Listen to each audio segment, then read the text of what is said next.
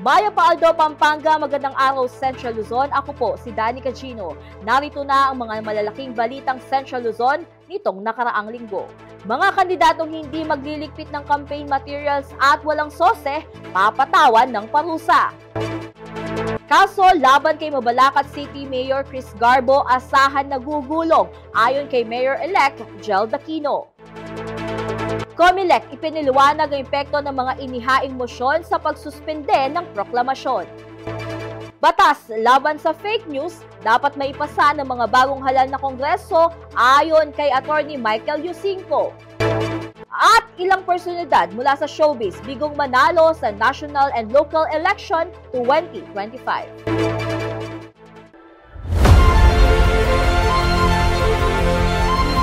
Nagpaalala ang Comelec sa lahat ng mga tumakbong kandidato na linisin at tanggalin na ang kanilang mga ipinaskil na campaign materials. Kailangan din umanong magsumite ng kani-kanilang Statement of Contribution and Expenses sa itinakdang panahon. Alamin ang detalye sa ulat ni Jody Mercado. Natapos na ang halalan at naiproklama na rin ang mga opisyal na uupo sa mga lokal na posisyon. Ngunit paalala ng Commission on Elections o Comelec, may obligasyon pa rin ang mga kandidato, panalo man o hindi. Nire-remind natin na it is the obligation under oath of every candidate who filed their certificate of candidacy to remove every campaign paraphernalia. Wala na pong campaign ngayon. Tapos na nga ang election, so wala nang campaign. So pakitanggal po kasi obligation po ninyo yan. And we have to remind you that it is an election offense if you fail to remove on your own. The laxity or the failure of Comelec may be to remind you of that, but we have to we keep reminding them. We issue notices that they have to remove. Pero ang ginagawa ng mga local government units natin, nililinis.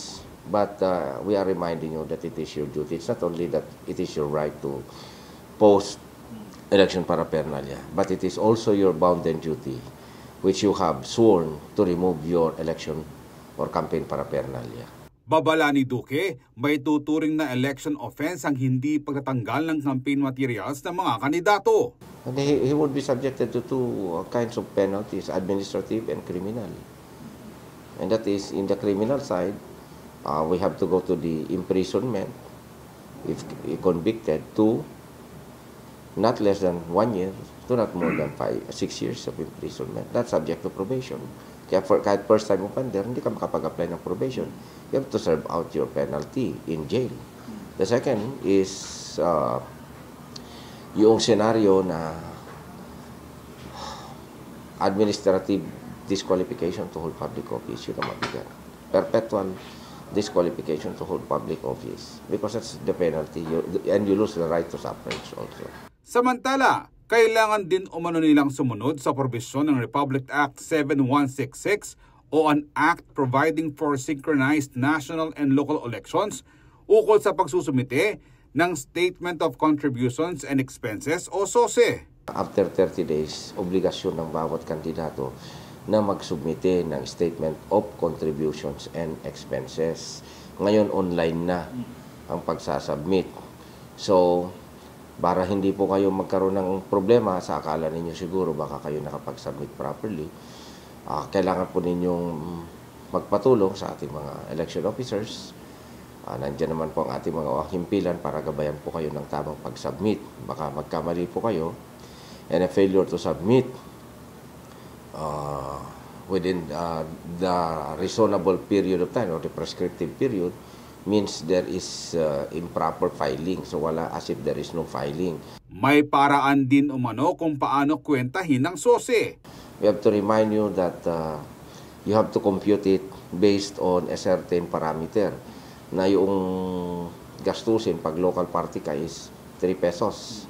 Pag wala kang partido, 5 pesos. Hindi ka sinusupo. Kahit na may partido ka, wala ka namang suporta doon sa iyong partido. That's 5 pesos. And for the national party, political parties like the party list group, 5 pesos. Computed at the number of constituency currently registered in the area kung saan kayo ay tumakbo. Bukod sa walang exemptions, May multa raw na ipapataw at iba pang parusa kung hindi makapagsusumite ng SOSE sa itinakdang panahon. Yung unang hindi pag-file ng SOSE ay may penalty. That is 1,000 to 30,000 at the discretion of the Commission. The second is 2,000 to 60,000. Second offense yun. Failure to submit or file SOSE ng 2 beses. Subjects yung kandidato ng perpetual disqualification to hold public office. I-remind din natin sa mga nag-withdraw. Yung mga nag-withdraw, they are not exempted. Basta ikaw ay nag-file ng iyong certificate of candidacy, the law does not discriminate or qualify na kung ikaw ay nag-withdraw, ikaw ay wala ng obligasyon na mag-submit ng iyong COC. No. We have to remind you that kahit nag-withdraw po kayo, you are not exempt. You have to file your SOSE. Otherwise, may bilang yan. And the second count na magpapile ka, mag-withdraw ka na naman, there is now not only an administrative fine, but perpetual, which is now an administrative penalty, perpetual disqualification to hold public office. So hindi ka na makakatakbo. Itinakda sa May 17 ang huling araw ng pagtatanggal ng campaign materials habang sa June 11 ang deadline ng submission ng SOSE. Ako si Jody Dizon Mercado para sa CLTV 36 News. May proseso raw na daraanan ang isinampang mga kaso laban kay incumbent Mayor Chris Garbo ayon kay Mayor-elect Jel Aquino. Samantala, asahan raw ang pangungobyernong may transparency at accountability sa bagong administrasyon. Narito ang report. Bago ang halalan nitong May 12, makailang ulit na ipinabatid sa publiko ang status ng mga kasong isinampa kay incumbent Mayor Chris Garbo ng kanyang katunggali sa eleksyon na sina Mayor-elect Jel Aquino at Vice Mayor-elect June Castro. Sa panayam sa inihalal na alkalde sa Provincial Canvassing Center isang araw matapos ang botohan, sinabi nito kung ano ang patutunguhan ng kanilang inihaing mga kaso sa ombudsman. Ayan po, yung mga nakafile naman po ay syempre nandyan na po yan. No? May proseso naman dyan. So I think tuloy-tuloy naman po yan. Maganda raw ang isinusulong na bagong gusaling pampamahalaan ng syudad, subalit may pag-aalinlangan daw si Aquino sa presyo. Maganda po, okay, sumasang-ayon po kami sa munisipyo, pero hindi lang po kami sumasang-ayon sa halaga. No? Mas marami po tayong magagawang mga proyekto, katulad ng magiging prioridad natin ng mga hospital para makatulong po sa mga healthcare natin, sa Mabalacat, at syempre yung munisipyo pwede po, pero hindi po ganun kamahal. Samantala, nagpasalamat naman siya matapos sa may proklama na bagong alkalde ng Mabalacat. Alam niyo po, marami po tayong pinagdaanan at mahirap man sa umpisa, pero sa pagkakaisa at pagmamahala ng bawat Mabalakenyo, ang tagumpay po namin ay nakamtan natin at ang ibibigay po namin serbisyo at tagumpay rin po na syudad Mabalacat. Opo, ako po ay taus-puso nagpapasalamat. Alam niyo po, hindi po namin may papaliwanag kung gaano po kami kasayang-kasaya. Ang nilalaman po namin ng puso kung paano po namin ibabalik naman ang binigay niyo pong tiwala po sa amin para ibigay po namin sa tao tunay na serbisyo po. Ayon naman kay Vice Mayor-elect June Castro, asahan ng transparency at accountability sa kanilang pamamahala. Magtuloy-tuloy na po rin. Actually, ganin na panluklok Mayor, Vice Mayor Ken, ding programa naman mawawala. It's a matter of priority ang pang-implementation Ken eh. Kami na doon Mayor Jel, inaman compromise me, itang makasahop ka rin tao yung BME. Healthcare, itang kakatamong education, ang popo itang kakatamong pagkain sa pagkainan. Pagkatiwala nakatamo po ng kakatamong kasyudad bilang Vice Mayor, makaasa kayo po itang palagi kong sasabihan, itang transparency and accountability. Talagang ipatupad tayo po ito. Maragol na kamantiwala aking kakatamong Mayor-elect, Mayor Jel Aquino na we have the same sentiments. At syo kami kayo para sumabot mag-service mo ka ng tao. Malaki rin umanong naitulong ng Pineda Patriarch na si Bong Pineda sa kanilang pagkakapanalo. Maragol na pong factor. Siyempre, ring pamilyang Pineda, Inanay Gob, Gob Delta, ang papa po, siyempre, yung kakatamong tatay Bong Pineda, na mag-umpisa po niyang kinampanya kami, ay nakaipulikwan. balik-balik kayo po mabalakat para pag-isabi na kayo po karang kasyudad tamo na iboto yung oreni, muling kakit ko, dapat lang mayap king syudad mabalakat. Ako si Jody Dizon Mercado para sa CLTV 36 News. Tiniyak ng Police Regional Office 3 o PRO3 na tuloy ang kanilang pagbabantay sa buong rehiyon bagamat natapos na ang botohan at maging ang bilangan ng boto sa maraming bayan.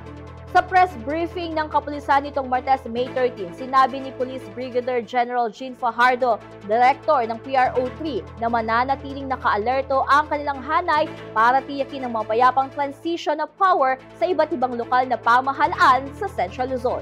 Nakatakdang maupo sa pwesto o magsimula ng bagong termino ang mga nanalo sa katatapos lamang na national and local elections 2025 sa June 30 ngayong taon. Kaugnay nito, tiniyak ni Fajardo na ibibigay ng Police Central Luzon ang kanilang buong paggalang sa mga mandato ng mga bagong mamumuno.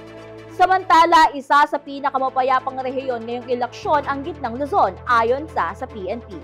Liban sa isang insidente ng pagpapaputok ng baril sa San Rafael, Bulacan, may tuturing naman nilang generally peaceful ang isinagawang halalan.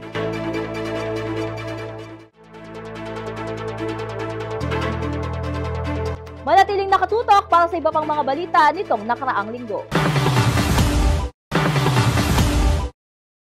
Nagbabalik ang CLTV 36 News Recap at sa iba pang mga balita, naghain ng mosyon ang Legal Counsel ng isang kandidato sa Porac, Pampanga upang suspendihin ang proklamasyon ni Mayor-elect Jing Capil. Alamin ang mga nangyari sa ulat na ito. Bago pa man opisyal na maiproklama ang mga nanalong kandidato sa Porac, Pampanga, nagkaroon muna ng diskusyon hinggil sa hiniling na mosyon mula sa Legal Counsel ng isang kandidato. Habang inaanunsyo ang bilang ng mga boto ng mga nanalong kandidato, nagmosyon ng abogado ng isang kandidato na suspindihin muna ang isasagawang proklamasyon. For mayor position, we have Capil Jing, garnered 39,939. For Santos Attorney Charlie, Vox Populi as Suprema Lex Counsel, we're filing a motion I to would like to make a manifestation, Your Honor. what is your manifestation, legal counsel? Yes, based on COMELEC Resolution 1102. 02. Yes, regarding Section 34 Proclamation of the Winning Candidates. On page 15 thereof, where a petition to deny due course or cancel a certificate of candidacy, declare a nuisance candidate or for disqualification remains pending with the Commission on the day of canvassing, an order of suspension proclamation is issued with COMELEC and BAC. Mr. Jaime Benson Capil, Yes, sir. we have a pending case before the second division of COMELEC, and with a prayer that pending the resolution of this petition, issue an order directing the Board of Canvassers of Porac, Pampanga to suspend the proclamation of respondent Capil in the most remote event that he receives the highest number of votes in the 2025 NLE. Legal So- counsel, you said that it is a pending case. Yes, Your Honor. So, based on the rules, in case of pending with the Commission on NPA or division, we have to, it is the pleasure of the Council to, if we can confirm with the Commission that an order of suspension for proclamation is issued. Legal counsel, I'm just reading the canvass report. I'm not yet proclaiming, I'm not proclaiming any winner yet. So, as of 9:45 my watch, I don't have any order regarding your said manifestation. So, I only allowed to proceed on our proceedings. You may do your manifestation, or you can claim a legal protest after we have proclaimed the winning candidates. But as of now, sir, I'm just reading the canvass reports based on our transmission of results. So therefore, there is no ground that you would stop me from reading my canvass report. You may put it into writing if you have any manifestation, sir. So I proceed, sir. Gayunpaman, naituloy at natapos ang pagbabasa ng mga boto na sinundan ng paghahanda ng mga opisyal na dokumentong panghalalan. At nang dumating ang proklamasyon, ito muli ang nangyari. Your Honor. Considering that we have filed in a second division of COMELEC, SPA case number 25-069, Michael Tapang versus Jaime P. Capit. On record, I would like to provide our legal basis for this petition. So, with all due respect, Your Honor. Let him finish his statement. Yes. So, petitioner most respectfully reiterates the urgent motion. The 6th Honorable Commission. Legal counsel, I Yes. already read that kind of petition, no? Yes. Filed by Mr. Tapang.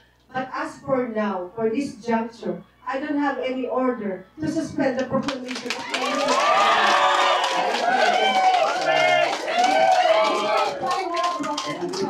agree. But I would like to put it on record that just to confirm if there is no order of suspension from the I believe that the election officer has During the conversation, sir, I always look for our Office 365 if there is any order. Because I might be having this technical problem if I will continue proclaiming the winning candidate with present petition that you are saying about, sir. Yes, sir. Yes, But Your as Honor. for now, sir, I don't have that any order. So, attorney, you don't have to stop me from proclaiming the winning candidate.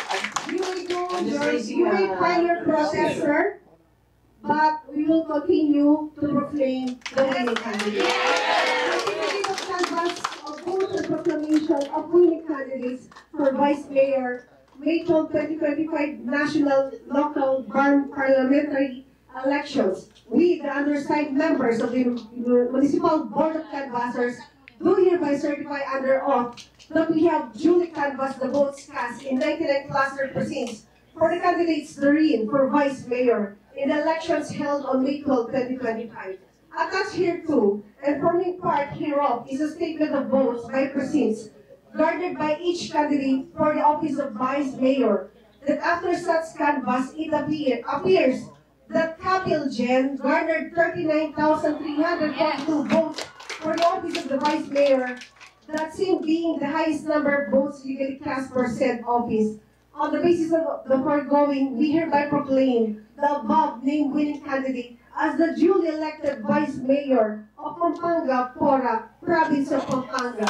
In witness whereof, we affix our signatures and imprint our thumb marks in the Pora, Province of Pampanga, this May 12, 2025 at 10:21 in the evening. The Municipal Board of Canvassers do hereby certify under oath that we have duly canvassed the votes cast in 99 cluster precincts for the candidates therein for mayor in the elections held on May 12, 2025.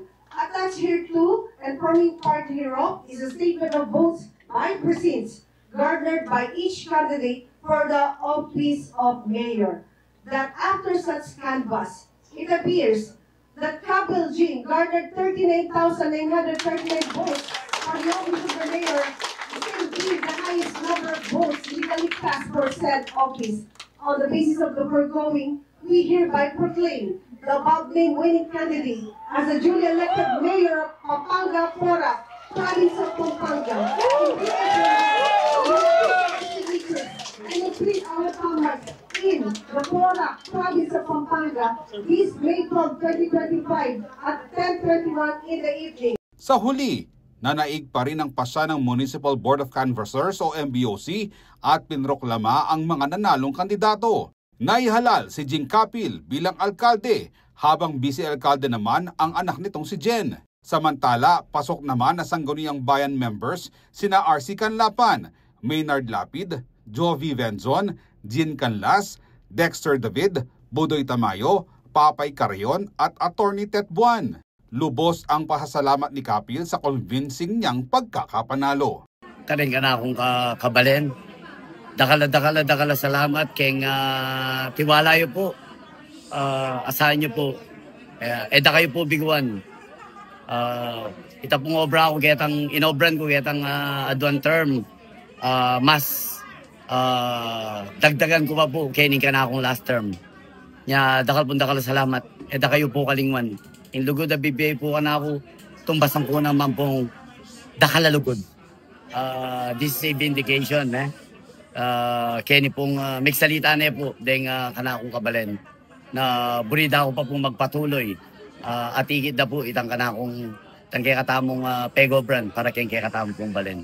Manuala ko po, box populi, box day, inga pong gino, ring tao, migsalita la, at yapin na po imboses na ning apong gino ita. Ding tao, burida ko pong magpatuloy kaya katamong pamanungkulan. At inga pong gino po talagang yang mikaburi mo naman na magpatuloy tamo. Alimo po ing bayong porak, nung aling mas bayong porak. Ako si Jody Dizon Mercado para sa CLTV 36 News. May paliwanag ang COMELEC kung bakit sinusubukang harangin ang proklamasyon ng ilang kandidato. Alamin ang detalye sa report na ito. Hindi maiwasan ng mga usapin tuwing isinasagawa ang halalan. May mga botanteng wala sa listahan, may nasirang automated counting machines at marami pang iba. Subalit mas matimbang rito ang inihahaing mga election protest sa mga kandidato sa araw ng halalan, kundi man sa proklamasyon ng mga kandidato. Nagbigay linaw ang Commission on Elections o COMELEC kung paano nga ba hinahandle ang mga protesta laban sa mga kandidato. Ayon kay COMELEC Region 3 Assistant Regional Director Attorney Elmo Duque, may iba't ibang level ang pagpuproseso ng mga election protest. Pag mayroon tayong election protest or contest, i-differentiate natin as to the kinds of the candidates, the particular area ng constituency na tinatakbuhan nila, and yung jurisdiction. Okay? Pag barangay kasi yan, nasa MTC, CTCs. Okay? Pag mga city or municipal, and pag municipal pala, that is RTC. Pag city, provincial, and regional like in the BARM, sa COMELEC na yan. Okay? So, ito yung gumagabay dyan na kuwan yan. So, may mga irregularities, may fraud that was perpetrated in the voting process. Sa pagsubo ng mga balota, may nangyaring dayan dyan. Pag-prepare ng mga election returns, canvas, that is what we call a ground for election protest. Okay? So, depende ngayon kung ano yung tinatakbuhan ng bawat kandidato. Kung anong level, kung barangay ba, municipal ba, city ba, provincial, or region. So, that determines kung saan dapat i-file ang mga election protest cases natin. Aabot raw sa korte kung mapapatunayang may basihan ang mga reklamong nakatala sa minutes ng mga election board. Mayroong talagang very clear case na mayroong fraud na ginawa ng mga electoral boards natin, then they will be impleaded in the case, the board will be impleaded for the case of what we call election protest. Okay? Ayan, doon magkakaroon ng revision kasi. Yung election return, ibabangga nila doon sa manual na balota. Yan. Pero sa ngayon, ang ginagamit na yung SD card, yung nasa storage device na yung digitized, yun na yun yung gagamitin. So, ibabangga yung mga item na yun. Titingnan doon kung nagtutugma. Ipinaliwanag din ni Duque ang mga inihahaing motion na suspindihin ang proklamasyon ng isang kandidato. Kung ang kandidato ay kulang ang rekisito o hindi nakapagsumite ng tamang impormasyon sa kanyang Certificate of Candidacy, pwedeng harangin ng kanyang proklamasyon. May tuturing daw itong nuisance candidate. Ang epekto kasi pag cancellation or yung nuisance candidate, parang pareho lang ang epekto. They are not candidates. Hindi sila player actually. So, ang mabubutuhan lang, any vote na maikas sa kanila will be stray. Hindi mo mabibilang yan. Pupunta tayo doon sa kahit na post. Okay? yung post, yung cancellation sa nuisance na late, pag-post yan, election, hindi nga sila player. Ang epekto nun, hindi sila player, hindi sila kandidato. So, kahit naiproklama sila, in the meantime, kung walang suspension of proclamation, naiproklama sila, sige lang, pwede rin silang, kung maabutan pa nilang panunumpa, pwede pa rin silang manunumpa. Okay? Pero, pwede silang ma-unseat. Ngayon, anong epekto nun? Ang epekto nun is, hindi succession ang papasok. Kundi, yung pangalawa, kung mapangalawa, second placer na nakakuha ng boto, yun ngayon yung iproproklama sa orderan ng COMELEC na i-convene yung board para iproklama yung second placer. Samantala, iba naman ang uupo kung ang kandidato ay kwalipikado ngunit nahaharap sa disqualification case. Ngayon naman, disqualification. Oh, so si candidate. May lahat meron siyang qualification. May qualification. May case. Kaso lang nagkaroon siya ng paglabag. Oh, sa alituntunin ng eleksyon. So kinasuhan siya ngayon ng disqualification. Or may kaso na motu proprio ang COMELEC ang nagsimula. Okay. Ngayon, pagkatapos ng eleksyon,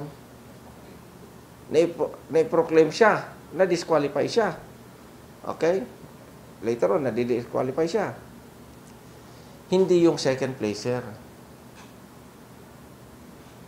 Because he was a candidate eh. Kundi succession comes in. Ito naman ang paliwanag ni Duque kung ang kandidato ay perpetually disqualified na tumakbo sa anumang posisyon sa gobyerno. For instance, X. Meron siyang perpetual disqualification to hold public office. Okay? So, ang case kasi dyan is, like the ombudsman for instance, we are not particularizing anything immediately executory. At pag i-implement yan ng ating commission, as if wala siyang qualification in the very first place. Walang qualification yung kandidato. Ibig sabihin, hindi siya qualified, never as a candidate. But in the meantime, technically, nandun siya hanggat hindi pa na-implement kasi, hanggat hindi pa na-effect yun. Technically speaking, talagang nandyan. Yan eh. Hanggat hindi pa nagiging final yung proseso, allowed ka naman yan. Enjoyin mo yan eh. Yan yung kan eh. Pero pag i-implement, may consequence yan. Ano magiging consequence niya? Ang consequence is, since this one is not a player, then the second one who obtained the second highest number of votes because he was a candidate, the other one is not. Ako si Jody Dizon Mercado para sa CLTV 36 News. Inaresto ng mga tauhan ng San Jose del Monte City Police Station ang isang 62 years old na driver ng isang tumatakbong alkalde matapos maaktuhang namimigay ng food packs sa mga botante sa araw ng mismong eleksyon nitong May 12, 2025. Ayon sa ulat ng pulisya, dakong 5:40 PM nang makatanggap ng tip ang Police Community Precinct 1 mula sa isang concerned citizen hinggil sa isang sasakyang umiikot sa Tungkong Mangga Elementary School. Ang naturang sasakyan ay may mga marka ng pangalan ng isang kandidato. Agad na rumisponde ang operatiba ng San Jose del Monte CPS kasamang City Traffic Management Office o CTMO.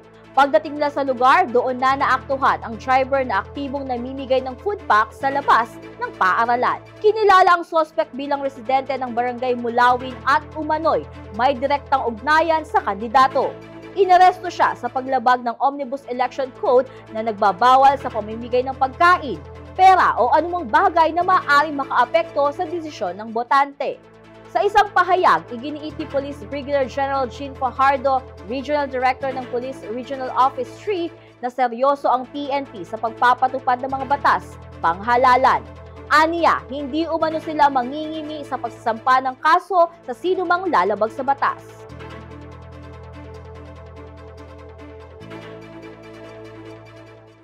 Manatiling nakatutok para sa iba pang balita nitong nakaraang linggo.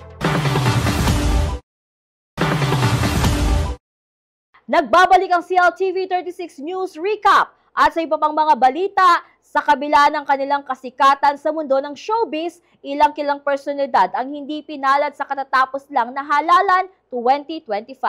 Alamin kung sino-sino ang mga artista ang nabigong manalo sa kanilang pagtakbo sa mga lokal na posisyon sa report na ito. Hindi pinalad sa kani-kanilang mga kandidatura para sa local position ang ilalang kilalang personalidad mula sa showbiz industry sa katatapos na halalan 2025. Sa kabila ng kanilang kasikatan, tila hindi pa rin ito naging sapat upang makuha ang tiwala ng mga botante. Una sa listahan si Aljura Brenica. Tumakbo siya bilang konsehal ng Angeles City, Pampanga sa ilalim ng People's Champ Movement. Bagamat popular na artista, hindi siya nakapasok sa hanay ng mga nanalong konsehal. Si Marjorie Barreto naman, ina ni Julia Barreto, dating aktres na ngayon sikat na vlogger, ay muling sumabak sa politika matapos ang 10 taong pamamahinga. Tumakbo siya bilang konsehal sa unang distrito ng Caloocan City, ngunit hindi rin siya pinalad. Tumakbo rin bilang Vice Governor ng Batangas, ang aktor at TV host na si Luis Manzano. Ngunit natalo rin siya sa laban kay incumbent Vice Governor na si Hermelando Mandanas. Nanalo naman sa gubernatorial position ang kanyang ina na si Vilma Santos Recto. Hindi rin pinalad si Dennis Padilla, isang veteranong aktor at komedyante, sa kanyang pagtakbo bilang konsehal sa 2nd District ng Caloocan City. Sa kabila ng kanyang mahabang karera sa showbiz at kandidatura sa ilalim ng kilalang partido, hindi siya nakakuha ng sapat na boto upang maipanalo ang pwesto. Naghangad din ng posisyon sa Kamara ang actor/model na si Marco Gumabaw.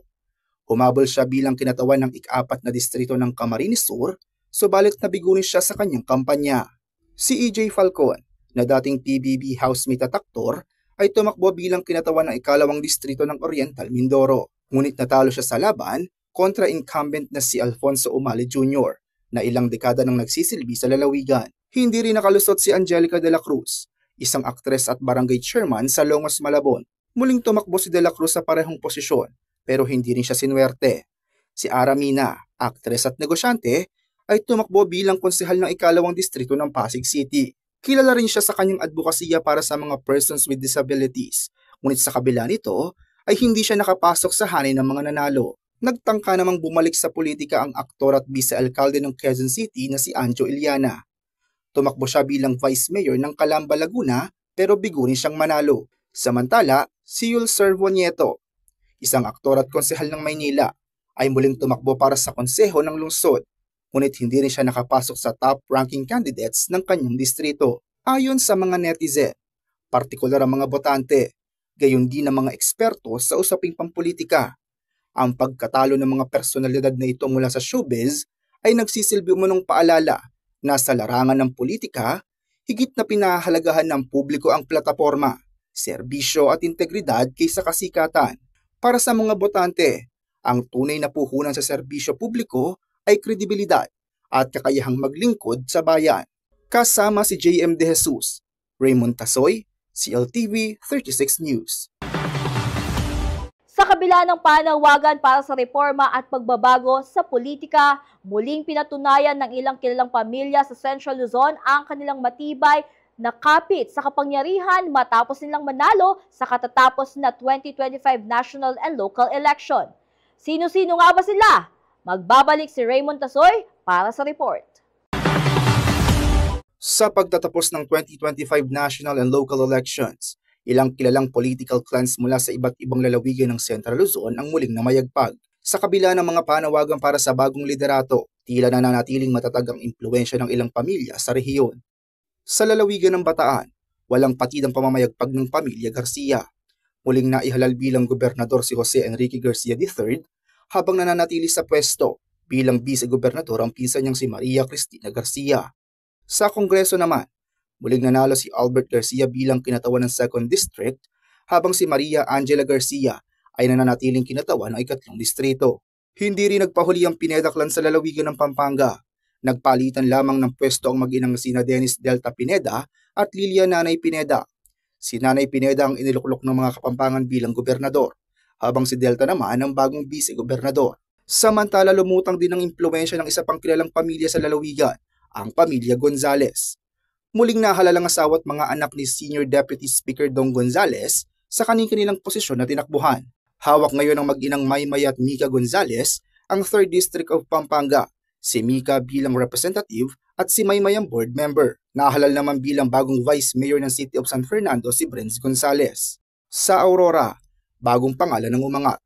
Tuluyan ang nakuha ni Reynante Tolentino ang posisyon ng pagkagobernador. Si Tolentino ang umupo bilang acting governor matapos masuspende sa pwesto ni Governor Christian Naveras noong nakaraang taon. Naihalal naman bilang miyembro ng sangguniang panlalawigan ng 2nd District ang anak niyang si Yam Tolentino. At sa Nueva Ecija, muling nagwagi ang magkapatid na Umali. Re-electionist si Governor Aurelio Umali habang ang kanyang kuya na si Lemon Umali ang bagong halal na Vice Governor. Sa gitna ng panawagan para sa pagbabago, tila nananatiling matatag at prominente ang pundasyon ng mga political dynasty sa gitnang Luzon, mga pangalang patuloy na pinagkakatiwalaan ng taong bayan. Raymond Tasoy, CLTV 36 News. Naniniwala ang political analyst na si Attorney Michael Yusinco, Senior Research Fellow ng Ateneo School of Government, na malaking factor sa naging sulta ng halalan ang paggamit ng social media ng mga winning candidates, mapa sa local o national position.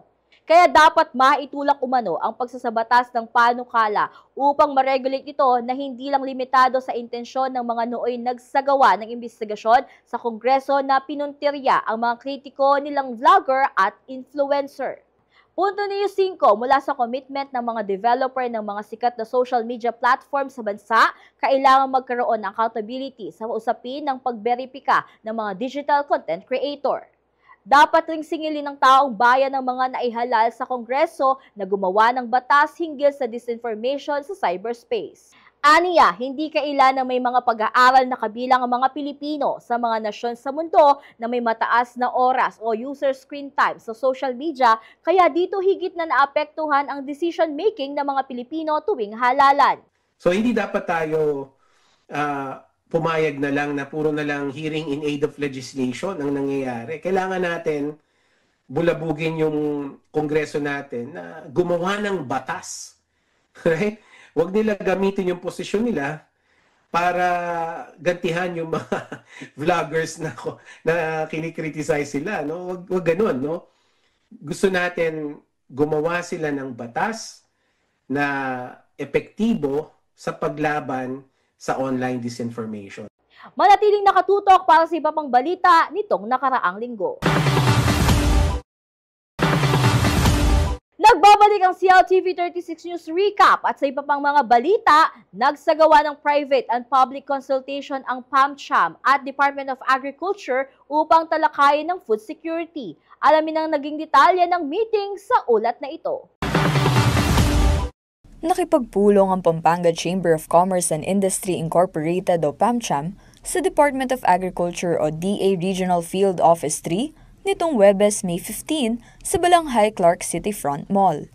Tinawag na public and private consultation ng pagtitipon na programa ng business group. Dumalo rito ang Board of Directors ng PAMCHAM kasama si Luel Rebellaco, Rice Banner Program Coordinator ng DA Region 3 bilang pangunahing tagapagsalita. Ayon kay Attorney Paul Yusi, President ng PAMCHAM, layunin ng pulong na malaman ang estado ng supply ng pagkain. Nauna na rin anyang nakipag-meeting ang grupo sa Department of Public Works and Highways, gayon din sa Department of Trade and Industry. The reason why is because we are also concerned in food security. We have a committee on food security headed by Dr. Robert Law, who happens to own this restaurant, Balanghay Restaurant. Because we are worried that there may come a time that we will not be producing our own food. Everything will be imported. We have vast tracts of agricultural land where we plant rice, yet we continue to import. Another issue, most of the farmers ages 59 to 69 do not want to farm anymore. And the children of these farmers don't want to continue the farming. If we don't have farmers, what will happen to us? There is land, but nobody is cultivating and growing food on the land. So it's really a concern. You want to know statistics on the state of our food security. That's why we invited them. And they presented data. Sa kanyang presentation, iniulat ni Rebellaco ang naging produksyon ng pagkain sa rehiyon, partikular sa lalawigan ng Pampanga nitong nakaraang taon. Ang status po ng food security natin in Central Luzon, sa bigas po, sobra-sobra pa rin po yung production natin dito.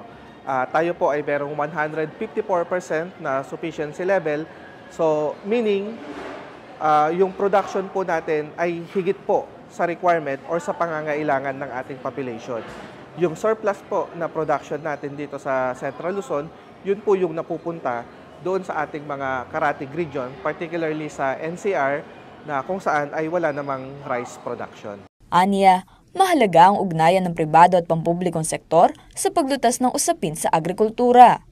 Napaka-importante nang merong ganitong consultation, partnership ang government at ang mga private sector kasi may mga resources ang government na wala ang private at may mga resources din ang mga private na meron ang government. Kumbaga, yung collaboration ng private and public partnership ay makakatulong para sa pag-implement ng ating mga programa na makakatulong, particularly sa ating mga magsasaka.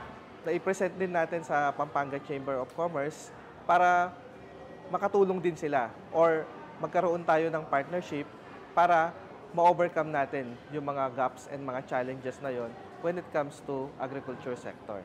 Samantala, handa raw ang PAMCHAM na suriin at magbigay ng endorsement sa mga makabuluhang programa ng DA kung kinakailangan. Anything and everything that we know, the data, statistics that is being shared to the board during this kind of meetings will be shared to the members.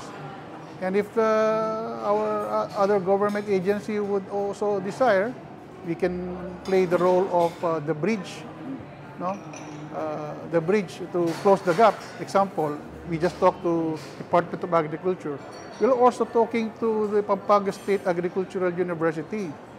And PISAO teaches students to promote agriculture. So with all this data that we are getting from these government agencies, we can also formulate and recommend policies for government probably to hear us. No? We are a private, I would like to think that PAMCHAM is also a private think tank. We analyze data, no? And then we recommend, we discuss it with our members. We are a member of around 350 corporate members, and that's big, no? We have an impact in the province of Pampanga. Kasama si Jody Mercado, Arlen Salonga, CLTV 36 News. Pansamantalang isasara ang ilang kalsada sa Angeles City sa darating na May 23 at 24 para sa pagdiriwang ng Reina de las Flores. Isasara ang bahagi ng Santo Entierro Street mula 12 p.m. sa Biyernes, May 23. Habang ilang portion naman ng Teresa Avenue, Santo Rosario Street at iba pang kalapit na kalsada ay ipapasara simula 2 p.m. sa Sabado, May 24. Bunso nito, pinapayuhan ng mga publiko na iwasan ng mga nabanggit na lugar at gumamit muna ng alternatibong ruta.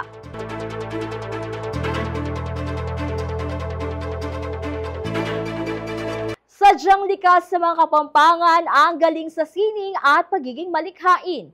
Patunay rito ang Kapampangan visual artist na si Ron Salazar. Ang pinakabago niyang obra na Paragon of Virtue ay sumasalamin sa tunay na kahulugan ng mabuting asal. Para sa buong detalye, narito ang report. Hindi matatawaran ang husay ng mga Kapampangan sa larangan ng sining at kultura. Mula sa tradisyonal hanggang sa makabago likha, patuloy nilang ipinapamalas ang kanilang galing ng may puso at diwa. Gaya na lamang ni Ron Salazar, isang Kapampangan visual artist na tubong Santa Rita. Nakilala sa paglikha ng sining na bukod sa nakakamangha, meron din itong malalim na kahulugan. Sa edad na 22, itinanghal siyang Grand Prize winner sa kategoryang Sculpture ng Taunang Art Association of the Philippines competition. At ngayong 46 years old na si Salazar, patuloy niyang pinagyayaman ang kanyang sining sa pamamagitan sa pagsasanib ng innovation, spirituality at local pride. Nitong Huwebes, May 15, ipinasilip ni Salazar ang kanyang pinakabagong obra maestra na pinamagatang Paragon of Virtue, isang commissioned art installation na may sukat na 12.5 by 10 feet na yari sa stainless steel at tempered auto glass. Ani Salazar, layunin ng kanyang obra na iparating ang diwa ng Kapampangan Virtue na mayap at tao, o sa Tagalog ay mabuting tao. About ni keng kay mayap at tao, keng aspetong spiritual, ing kabaldugan na nini, gustong achuta na king sumangin na be, sisymbolize na itang kaya pa namin tao king kabilang be. Tumagal ng halos 5 buwan ang paggawa ni Salazar sa Paragon of Virtue. Ayon sa kanya, ito na ang pinaka-challenging na artwork sa kanyang karera. Bata pa lamang daw siya ay pinangarap na niyang maging renowned artist. Kaya naman payo niya sa mga kabataan, luguran niyo mo itang gagawan niyo kasi pag masaya ka king gagawan mo, mas masanting itang apalto mong obra. Bukod sa art installations, gaya ng Paragon of Virtue, kilala rin si Salazar sa paggawa ng mga top quality resin tables gamit ang local materials sa Pampanga. Bagamat kasalukuyang nakadisplay sa isang residential venue ang Paragon of Virtue, maaari pa ring makita ang ilan sa kanyang mga obra sa kanyang Facebook page na Ron Salazar. Samantala, binubuo pa rin umano ni Ron ang iba pa niyang artworks bilang paghahanda sa kanyang planong magkaroon ng exhibit. Ashley Punzalan, CLTV 36 News. At yan ang mga balitang nakalap ng CLTV 36 News. Para sa karagdagang detalye, maaari niyong i-follow ang aming social media pages. Sa Facebook, at CLTV 36 Official at CLTV 36 News. X o dating Twitter, at CLTV 36. Instagram, at CLTV 36 Official. At sa aming TikTok, at CLTV 36 Official. Kung nais niyong balikan ang mga programa ng CLTV 36, pwede niyong bisitahin ang aming YouTube channel at CLTV36 Official at ang aming website www.cltv36.tv. Mapapanood din ang mga programa ng CLTV36 nationwide via Signal Channel 115 at sa aming 38 cable partners. Kasama ang buong puwersa ng CLTV36, ako si Danica Gino. Maraming salamat po.